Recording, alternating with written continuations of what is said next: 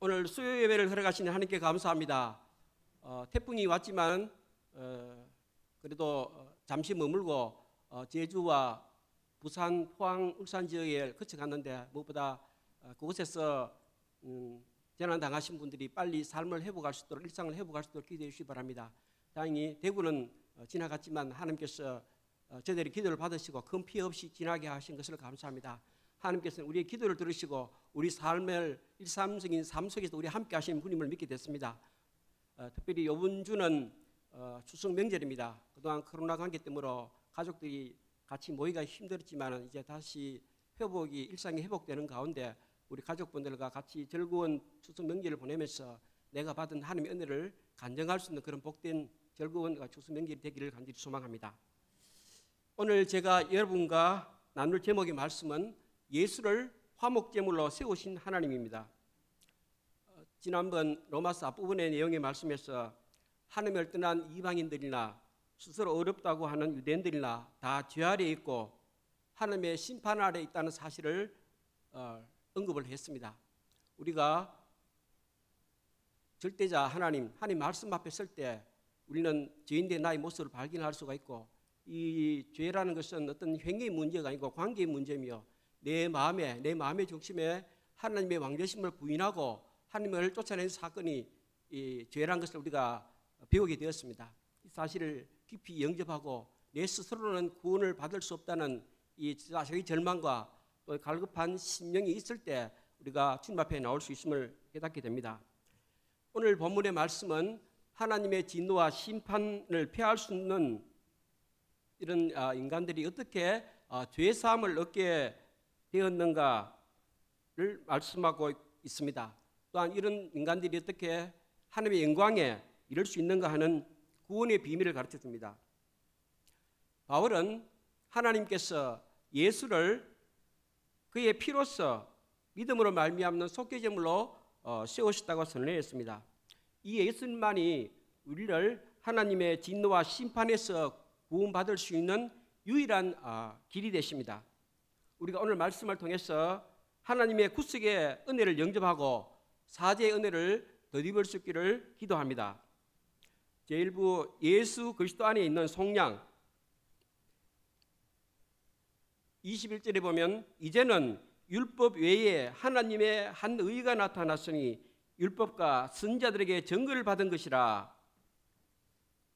이제는 이런 서두는 죄와 심판 아래 갇혀있는 인류의 암담한 상황에서 뭔가 희망의 소식을 예감케 합니다. 믿음으로 어려워지는 시대 이전과 그 이후 시대를 가르는 분기점이 됩니다. 우리가 하나님의 말씀 앞에 설 때 무엇보다 철저한 자기 절망이 있어야 할 것입니다. 내 안에 구원이 없구나. 하나님 내 안에 구원이 없어요. 이러한 구원에 대한 절망이 있어야 구원에 대한 시작이 있습니다. 구약시대에는 율법을 엄격히 지키는 자라야 구원을 받을 수 있었습니다. 그러나 이제는 율법 외에 하나님의 한 의가 밝히 드러나게 되었습니다. 율법 외라는 말은 율법과는 별도라는 말입니다. 율법의 하나님의 의는 진노와 심판으로 나타났습니다. 엑스레이는 사람의 뼈가 부러진 것을 드러내 주지만 그러나 치료해 줄 수는 없습니다. 이처럼 율법은 모든 인간이 죄 아래 있음을 드러내주고 하나님의 진노와 심판 아래 있음을 보여주지만 죄의 문제를 해결해 주지는 못합니다. 그러나 이러한 율법과는 별도로 하나님의 한 의가 나타났습니다. 이 의는 인간의 죄 문제를 근본적으로 해결해 주는 용서와 구원을 베푸는 의입니다. 그렇다고 율법과 전혀 상관이 없는 것은 아닙니다. 이 의는 율법과 선지자들에 의해 증거를 받은 것입니다. 율법과 선지자는 구약 성경을 가리킵니다. 성경에 기록된 모든 사건들을 예를 들면 출애굽 사건이나 유월절, 이스라엘의 제사 제도 등은 모두 새롭게 나타날 의의 특징을 계시해 주고 있습니다. 아브라함이나 이삭, 야곱이나 요셉, 모세, 다윗 등의 인물들도 모두 새롭게 나타날 의의 주체가 되시는 그리스도를 계시해 주고 있습니다. 그러면 율법과는 별도로 나타난 하나님의 의의 특징이 무엇일까요? 22절을 제가 읽겠습니다. 곧 예수 그리스도를 믿음으로 말미암아 모든 믿는 자에게 미치는 하나님의 의인이 차별이 없느니라. 이 의인은 예수 그리스도 안에서 완성된 의입니다. 율법의 행위나 성경 지식이나 할례와 같은 종교 형식을 갖춤으로 얻어지는 의가 아니라 예수 그리스도를 믿음으로 덧입게 되는 하나님의 의입니다. 그래서 누구든지 그리스도 안에서 이루어진 구속의 은혜를 영접하면 이 의를 덧입을 수 있습니다. 그래서 모든 믿는 자에게 차별이 없습니다. 무엇보다 이 시대에 하나님께서 우리 가운데 복음을 계시하여 주신 것을 감사합니다. 성경 말씀을 보면 이 하나님께서는 복음을 처음부터 완전하게 계시해 주신 것이 아니고 점진적으로 계시해 주셨습니다. 율법 시대를 살고 있었던 바울 이전에 유대인들에게는 율법을 통해서 하나님의 의를 입고자 하였지만은 복음이 계시되지 않았습니다. 그러나 하나님께서 바울을 통해서 복음을 계시해 주실 때 바울은 그 그리스도의 비밀을 깨닫고 감격하며 하나님께 감사하며 구원의 비밀을 알게 해주신 하나님께 영광을 돌리게 된 것을 알 수가 있습니다. 신약 시대를 살고 있는 이 시대에 특별히 우리 조그만 대한민국 가운데 하나님께서 복음을 계시해 주시고 복음을 듣고 구원받으며 하나님을 알 수 있는 지식을 주신 것이 얼마나 감사한지 다시 한번 생각하게 됩니다. 그러면 우리가 어떻게 이 의를 얻게 되었습니까? 23절과 24절은 우리 같이 합독하도록 하겠습니다. 같이 있습니다. 모든 사람이 죄를 범하였음에 하나님의 영광에 이르지 못하더니 그리스도 예수 안에 있는 속량으로 말미암아 하나님의 은혜로 값없이 의롭다 하심을 얻은 자 되었느니라. 인간은 한번 범죄함으로 타락하여 어떤 노력으로도 하나님의 영광에 이를 수 없습니다. 아무리 선행을 쌓아도 심판의 저울에 이를 수 없습니다. 영광에 이르지 못했다는 말은 현재 분사형으로 인간들이 항상 하나님의 영광에 이루고자 노력했음을 말해주고 있습니다. 영국의 유명한 역사학자 토인비는 인류 문명을 연구한 후에 역사의 연구라는 방대한 논문을 발표했습니다. 그런 이 논문에서 세계의 모든 유형의 문명을 연구한 결과 종교 없는 문명은 하나도 없다는 결론을 내렸습니다. 이런 인간들이 끊임없이 잃어버린 하나님의 형상을 덧입기 위해 많은 투쟁을 했음을 말해줍니다. 유대인들은 율법을 조목조목 다 지킴으로써 하나님의 영광에 이루고자 했습니다. 또한 헬라인들은 철학을 통해서 우주를 주관하는 궁극적인 존재를 찾고자 했습니다. 어떤 사람들은 금욕적인 생활과 명상을 통해서 죄악된 인간의 욕망을 벗어버리고 하나님의 거룩한 형상을 덧입고자 노력했습니다. 그러나 인간의 어떠한 노력도 결코 인간을 하나님의 영광에 이르지 못하게 합니다. 왜냐하면 모든 인간이 죄를 범하였으므로 생각하는 방향이 근본적으로 삐뚤어져 하나님의 의견에 맞지 않기 때문입니다. 그러면 범죄한 인간들이 어떻게 하나님의 영광에 이를 수 있습니까? 우리는 예수 그리스도 안에 있는 속량, 이전 번역에는 구속으로 되어 있습니다. 속량으로 말미암아 하나님의 은혜로 값없이 의롭다 하심을 얻은 자 되었습니다. 범죄한 인간은 자기의 행위나 노력으로서가 아니라 하나님의 은혜로 값없이 하나님의 영광에 이르게 되었습니다. 이 속량이라는 말은, 이 구속이라는 말은 값을 지불하고 전쟁 포로로 잡혀간 노예를 자유케 해주는 것을 의미했습니다. 당시 노예들의 발은 굵은 쇠사슬에 묶여 있었습니다. 어떤 노예들은 이마에 낙인을 찍기도 했습니다. 노예는 언제나 노예일 뿐이었습니다. 노예가 결혼을 해서 자식을 낳아도 그 자식은 주인의 노예가 됩니다. 그러므로 노예는 결코 스스로의 노력으로는 자유인이 될 수 없었습니다. 그렇지만 노예는 제3자가 속전을 지불하고 구속해 줄 때 비로소 자유인이 될 수 있었습니다. 우리 인간은 무엇의 노예입니까? 범죄한 인간은 죄의 노예입니다. 예수님께서도 죄를 범하는 자마다 죄의 종이라고 했습니다. 일단 죄를 범하게 되면은 죄의 노예가 됩니다. 죄를 반복해서 범하게 되면 죄의 사슬은 점점 굵어져서 빠져나올 수 없게 됩니다. 그러나 대부분의 사람들은 자기가 죄의 노예인 것을 깨닫지 못합니다. 첫째는 죄가 주는 즐거움 때문이고, 둘째는 죄의 면역이 되어 있기 때문입니다. 사실 죄가 시키는 대로 행하고 죄의 소욕대로 살면 자신이 죄의 사슬에 얽매여 있다는 사실을 깨닫지 못합니다. 그러나 예수님의 말씀에 순종하여 살고자 노력해보면 자신이 얼마나 죄의 사슬에 강하게 얽매여 있는가 하는 사실을 깨닫게 됩니다. 이스라엘 백성들을 생각해 보십시오. 이스라엘 백성들이 문제없이 노예 근성에 젖어 바로왕을 섬겼을 때는 별 문제가 없었습니다.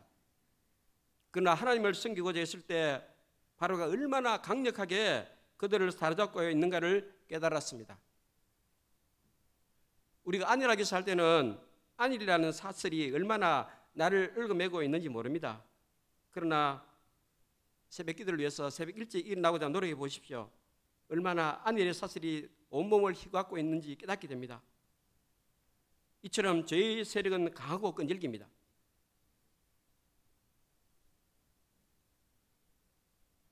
그리스도 안에 있는 이 속량이란 말은 두 가지 의미를 가지고 있습니다.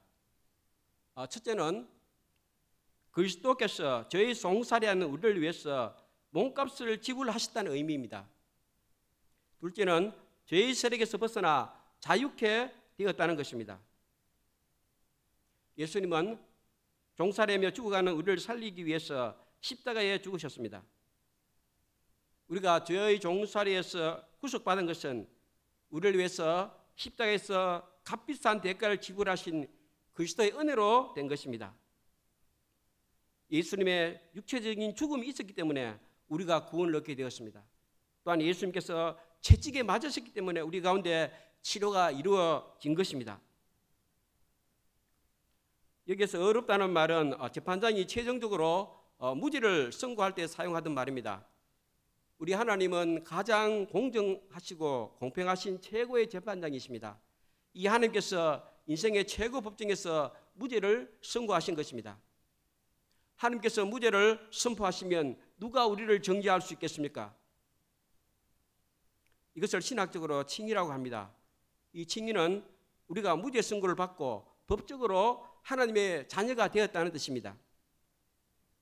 하나님의 진노와 심판의 대상이었던 나 자신이 사랑과 구원의 대상으로 바뀐 것입니다. 무엇보다 우리가 예수 그리스도의 안에 있는 이 구속의 은혜를 누리기 위해서는 내 자신이 누구에게 종노릇 하던 자였으며 또 어떻게 자유케 되었는가를 깨달아야 합니다. 유대인들은 죄의 종살이하고 있었음에도 불구하고 그 사실을 시인하지 않았습니다. 예수님께서는 죄를 짓는 자마다 죄의 종이라고 하셨습니다. 그러나 예수님께서는 이런 우리를 대신하여 십자가에 죽으셨습니다. 우리 대신 저주를 받으심으로 우리를 율법의 저주에서 속량해 주셨습니다. 그래서 누구든지 예수님만 있는 구속의 은혜를 영접하면 죄의 세력에서 벗어나 새 삶을 살게 됩니다. 그래서 바울은 보라 새 것이 되었도다. 누구든지 그리스도 안에 있으면 새로운 피조물을 갖고 이렇게 고백을 했습니다. 그러므로 우리가 어렵다 하심을 얻은 것은 일방적인 하나님의 은혜입니다. 이 은혜를 구속의 은혜라고 합니다. 이 구속의 은혜는 100% 하나님의 선물입니다. 저는 선교단체에서 신앙생활을 했습니다. 주로 성경 공부를 많이 했습니다. 성경 공부를 많이 하고 성경 공부를 한 후에는 이 소감을 썼습니다. 말씀에 기초해서 소감을 썼습니다. 말씀에 근거해서 이 말씀이 나에게 주는 의미가 무엇인지, 이 말씀 앞에서 내가 어떤 부분이 잘못되었고 제 문제가 무엇인지 곰곰이 생각하면서 일기 쓰듯이 소감을 이렇게 썼습니다. 또 때로는 인생 소감을 썼습니다. 내가 예수 믿기 전에 난 어떤 삶을 살았는데 어떤 계기로 내가 예수를 만났고 그다음에 예수를 만난 후에 지금 나의 삶은 어떤가 이렇게 쓰는 가운데 내 자신을 객관적으로 돌아볼 수 있는 그런 계기가 되었습니다. 또한 죄를 고백함으로, 소금을 생각한 죄금을 고백함으로 내 자신이 얼마나 그동안 영적인 무기력과 불신과 정욕과 세상 정욕에 사로잡혀있는가를 깨닫고 십자가를 바라보는 계기가 되었습니다. 예수님의 십자가를 바라볼 때 그 십자가가 나의 십자가고 내가 그 예수님의 십자가에 못 박힌 사실을 발견하게 되었습니다. 이렇게 예수님의 십자가 사랑을 영접하고 새 사람이 되었습니다. 이와 마찬가지로 우리가 하나님 말씀 앞에 쓸 때 우리의 죄 문제가 발견되어집니다.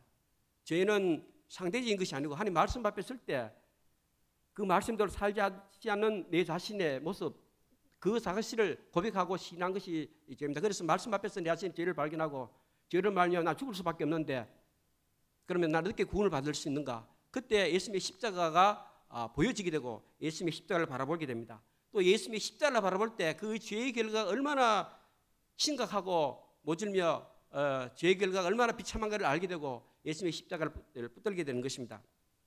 예수님의 십자가는 바로 내가 죄로 말미암아 죽었다는 것을 선포했습니다. 우리가 이 시간 이 사실을 마음으로 받아들이고 다시 한번 구원의 감격이 마음에 충만하기를 기도합니다. 둘째 바또 한목제물이 되신 예수님, 25절 상반절을 다시 같이 한번 읽도록 하겠습니다. 이 예수를 하나님이 그의 피로써 믿음으로 말미암는 화목제물로 세우셨으니,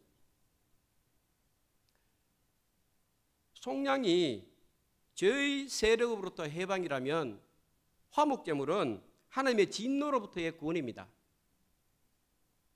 하나님은 예수님을 화목제물로 세우셨습니다. 화목제물이라는 말은 속죄소라는 뜻으로 사용되었고 또한 속죄소에 드리는 화목제물이라는 뜻으로도 사용되었습니다. 먼저 화목제물은 히브리 말로 속죄소라는 뜻이 있습니다. 이 속죄소는 지성소 안에 있는 언약궤를 덮고 있는 정금으로 만든 덮개였습니다. 이 뚜껑에 그룹들이 그룹천사들이 날개를 펴서 덮고 있었습니다. 이곳을 시온소, 하나님께서 사제의 은혜를 베푸신 은혜의 자리라고 합니다. 이곳은 하나님의 임재가 하나님이 임재하시는 곳이었습니다. 하나님은 이곳에서 자기 백성들을 만나겠다고 약속하셨습니다. 또한 이 화목제물이라는 영어 단어를 풀어보면 한 곳에서 만난다는 뜻이 있습니다. 하나님께서는 예수님 안에서, 예수 그리스도 안에서 죄인들을 만나기 위해 예수를 화목제물로 세우셨습니다. 예수님은 범죄할 수밖에 없고 하나님의 진노와 심판을 받을 수밖에 없는 죄인들이 사죄의 은혜를 받을 수 있는, 되짚을 수 있는 속죄소, 시온소로 세움을 받으셨습니다. 그러면 우리는 예수 그리스도 안에서 거룩하신 하나님을 만나고 사죄의 은혜를 되짚을 수 있습니다.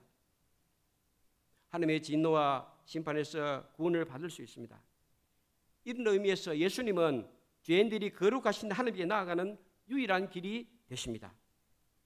또 화목제물이라는 말은 속죄소의 기능인 속죄제물을 가리킵니다. 예수님은 죄인들이 하나님을 만나는 속죄소가 되실 뿐만 아니라 그 속죄소에서 자신의 피를 뿌려 모든 믿는 자들의 죄를 덮어주는 속죄제물이 되셨습니다. 구약시대에 지성소에는 대제사장이 1년에 한 번밖에 들어갈 수 없었습니다. 대제사장이라도 반드시 송아지와 염소의 피를 가지고 들어가야 했습니다. 그렇지 않으면 죽임을 당했습니다. 대속죄일에 대제사장은 먼저 수송아지의 피를 손가락에 찍어 속죄소 위 앞쪽에 7번 뿌리고 앞바닥에 7번 뿌렸습니다. 이는 대제사장 자신의 죄를 속하기 위한 것이었습니다. 또 염소의 피를 손가락에 찍어 속죄소 위 앞쪽에 뿌리고 언약궤 앞바닥에 7번 뿌렸습니다. 이는 이스라엘 자손이 범한 모든 죄를 속하기 위한 것이었습니다. 이처럼 피를 뿌리는 것은 피 흘림이 없으니는 사함이 없기 때문입니다. 그런데 그리스도께서 자신의 피로 하늘의 보좌로 들어가 모든 사람의 죄를 정결케 하는 속죄 제물이 되셨습니다. 그리스도께서는 자신의 피로 단번에 영원한 제사를 드리셨습니다. 그래서 예수의 피는 그 효력이 영원하고 완전합니다. 죄 사함을 받는 길은 오직 그리스도의 피를 의지하는 길밖에 없습니다. 죄 사함은 오직 예수 그리스도의 피를 믿음으로 이루어집니다. 예수 그리스도의 보배로운 피가 믿음으로 내 마음과 육체에 뿌려져야 합니다. 하나님과 우리 사이에 맡긴 담을 허시기 위해서 우리를 위해 대속의 피를 흘려주시고 화목제물이 되어주신 주님을 찬양합니다. 에베소에서 사도 바울은 하나님께서 그리스도 안에서 이루어진 놀라운 그 사랑을 깊이 영접하고 찬양했습니다. 예수님께서 하나님과 우리 사이에 화목제물이 되셔서 몸을 찢으시고 피를 흘리심으로 말미암아서 모든 하나님의 진노와 심판에서를 구속해 주시고 하나님과 우리 사이에 막혀있던 담을 허셨습니다. 이 사실을 깨닫고 하나님 앞에 영광을 돌리며 찬양을 했습니다. 예수 그리스도 안에서 풍성한 삶을 누리게 되었음을 고백했습니다. 화목제물 예수님은 먼저 하나님과 우리 사이에 막힌 담을 허셨습니다. 죄의 담을 허셨습니다.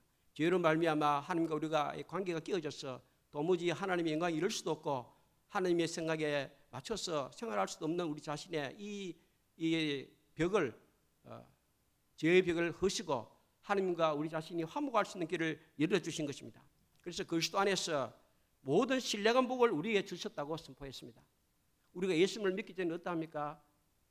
우리는 늘 생각하는 것이 땅의 것입니다. 땅의 것만 생각하고 하늘의 것을 생각할 여유, 그런 마음에 그런 여유와 그런 마음 자체가 없었습니다.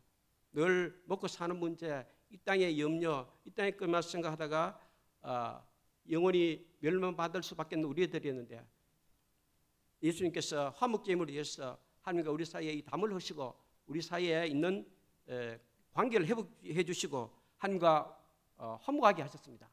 주 안에서 하나님께 되시고 또 사람들과 화목되게 하셨습니다. 죄 사함을 주셨습니다. 무엇보다도 화목제물 되신 예수님께서는 예수님 안에서 우리한테 죄 사함을 주시고 하늘나라를 주셨습니다. 처음에 하나님께서 우리를 인간을 창조하실 때 우리 인간은 하늘나라를 추구하는 그런 존재였는데 죄를 말미암아 우리는 이런 은혜와 이런 마음의 어떤 심성을 잃어버렸습니다. 영적인 기능을 잃어버렸습니다. 그렇지만은 화목제물 되신 예수 그리스도 안에서 이러한 하나님의 형상이 회복되어지고 하늘나라가 우리 마음에 임하게 되고 하늘나라를 소망하는 삶을 살게 된 것입니다. 사도 바울은 이 사실을 깨닫고 하나님 앞에 감사한 겁니다. 영광을 돌리게 된 것입니다. 그리스도 안에서 신령한 복을 주신 하나님, 아브라함의 복을 주신 하나님께 감사하며 영광을 돌리게 되었습니다. 우리가 살아가면서 많은 벽이 있지 않습니까? 요즘은 제가 기도하면서 저도 느낀 것이 이런 많은 중독의 벽이 있는 것 같아요. 중독의 벽. 스마트에 중독이 될 수도 있고 우리 젊은이들은 또 이렇게 인터넷 게임 또 이렇게 전문 사람들 보니까 이렇게 도박이나 주식에도 이렇게 중독이 돼서 우리가 거기에 매여 있는 것을 볼 수가 있습니다. 또 세상 음란 이런 중독에 매여 있는데 이 중독이 벽입니다. 하나님이 우리 삶을 갖고 있는 이 벽인데 이런 벽을 어떻게 물 수가 있습니까? 화목됨을 대신 예수를 내 마음에 영접하고 받아들이고 시인하고 예수의 피를 내 마음에 바를 때 이런 중독에서 벗어날 수 있음을 우리가 다시 한번 생각하게 됩니다. 우리가 이 사실을 마음으로 깊이 받아들이고 선포할 수 있길 기도합니다. 우리가 하나님으로 말미암아 죄사함을 받고 의롭다함을 받은 것은 법적으로 이제 하나님의 자녀가 되었고 의롭게 되었다는 선포입니다. 그러나 본질적으로는 아직 우리가 변하지 않았죠. 육신을 입고 있기 때문에 본질적으로는 육신을 입고 있기 때문에 이 장벽이 있는데 믿음으로 선포를 해야 됩니다. 내가 하나님께는 산 자요 죄에 대해서는 죽은 자이다. 선포를 하고 믿음으로 그 십자가 사건을 바라볼 때 받아들일 때 이 벽이 허물어지고 하나님과 화목하게 되는 것입니다. 이러한 은혜가 이러한 놀라운 이 비밀이 다시 한번 우리 마음에 깊이 새겨지고 충만하기를 간절히 소망합니다. 우리가 많은 말씀을 듣고 복음의 진리 알지만은 그 복음의 능력이 나타나지 않는 것은 내 마음에 그것을 단순히 받아들이고 시인하고 선포하지 않기 때문입니다. 믿음으로 선포해 주십시오. 선포해 보십시오. 그러면 복음의 능력이 능력으로 나타나게 되는 것입니다. 예수님께서 십자가에 죽으심으로 말미암아서 내가 제사함을 받고 채찍이 맞음으로 내 제사함을 받았다는 사실을 선포할 때 그런 현상이 나타나는 겁니다. 계속 선포를 하면은 내가 선포한 대로 믿음대로 이루어지는 것을 볼 수 있을 것입니다. 이러한 놀라운 은혜가 오늘 이 시간 예배드리는 성도님들 한 분을 믿는 가운데 실질적인 삶 속에서 그렇게 나타나기를 간절히 소망합니다. 또한 무엇보다도 우리 예수 믿는 신자들은 그리스도의 피가, 예수를 믿는 신자들은 예수의 피가 우리의 죄를 사해 주셨고 내 자신의 죄가 사해졌다는 사실을 확신을 해야 됩니다. 자신의 죄가 크든 적든 새로 지은 죄든지 옛날에 지은 죄든지 간에 완전히 사해진 것을 믿어야 합니다. 우리가 예수의 피를 믿으면 그 피가 증거가 되어서 우리를 하나님의 진노에서 구원해 줍니다. 하나님께서는 세상을 심판하실 때 우리의 행위를 보시지 않고 우리 마음에 피가 발라졌는지 예수의 피가 발라졌는지 아닌가 그것만 보시는 것입니다. 이는 하나님께서 길이 참으시는 중에 전에 지은 죄를 간구하심으로 자기의 의로우심을 나타내려 하심이니 곧 이때에 자기의 의로우심을 나타내사 자기도 의로우시며 또한 예수 믿는 자를 의롭다 하려 하심이라. 하나님은 공의로우십니다. 그래서 죄로 병든 인간을 철저히 벌하지 않을 수 없습니다. 그러나 죄인들을 너무나 사랑하시기 때문에 자기 아들을 보내사 그 아들에게 모든 형벌을 가하셨습니다. 자기 아들을 속죄제물로 세우시고 우리의 모든 죄를 그에게 담당시켰습니다. 이를 통해서 자신의 의로움을 나타내셨습니다. 뿐만 아니라 예수님을 믿는 모든 자들을 의롭다 하셨습니다.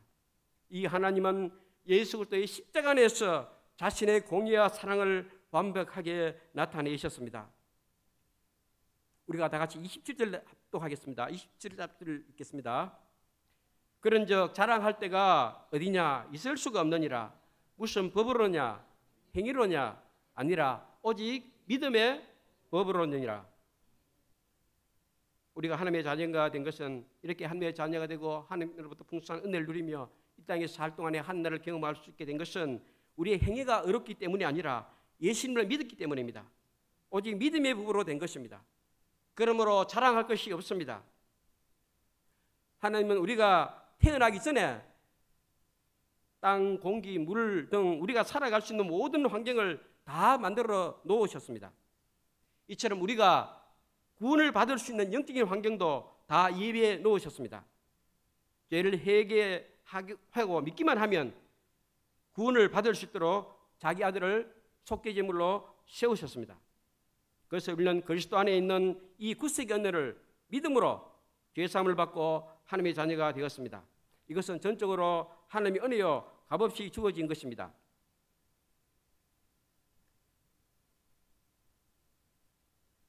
결론적으로 오늘 말씀을 통해서 우리는 첫째, 죄와 하나님의 심판 아래 고통받은 우리를 위해서 독생자를 보내시고 화목제물을 삼으신 하나님의 크신 사랑을 깊이 생각하고 감사하고 찬양하게 됩니다. 무엇보다도 그리스도 예수 안에서 우리가 한 형제 되게 하시고 하나 되게 하심을 감사합니다.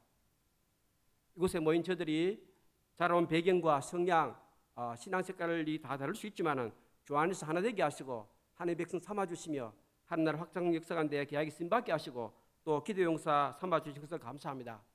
우리가 일생 동안 자랑할 것은 예수님의 십자가밖에 없습니다. 십자가는 한 번 들었다고 그냥 끝나는 것이 아니고 내가 한 번 예수님의 은혜를 알았다고 끝나는 것이 아니고 일생 동안 이 십자가를 묵상하며 이 십자가에 드러난 하나님의 놀라운 사랑을 깊이 깨달아야 되겠고 발견해야 되겠고 내 삶 속에 적용해야 될 것입니다. 또한 예수님의 십자가의 사랑이 나타난 이 놀라운 구원의 진리를 우리가 마음에 받아들이고 적용할 수 있길 기도합니다. 얼마나 많은 사람들이 이 십자가 복음의 진리를 아직 듣지 못하고 알지 못하고 또 누리지 못하고 있습니까? 그러나 우리는 이 복음을 들었고 알기 때문에 이 복음을 우리가 삶 속에 적용하려고 실천해서 누리며 십자가 앞에 매일같이 나아갈 수 있길 기도합니다. 순종하고 나아갈 때 예수님의 십자가 복음이 지금 이 시간 우리 가운데 역사되어질 것입니다. 우리가 이 예수님을 믿음으로 사죄의 은혜를 듣고 새로운 삶을 살 수 있기를 기도합니다.